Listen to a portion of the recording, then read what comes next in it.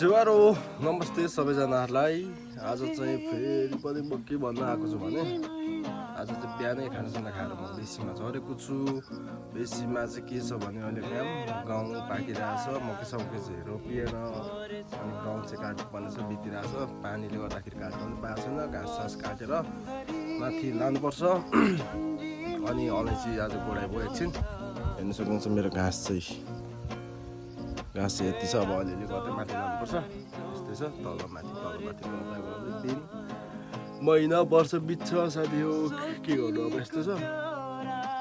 गफसफ सकेर अलि टाउको त कपाल धोएर बसिरहेको छु म चाहिँ। अस्ति अल्छी लागिरहेको छ, घाम लागिरहेको छ।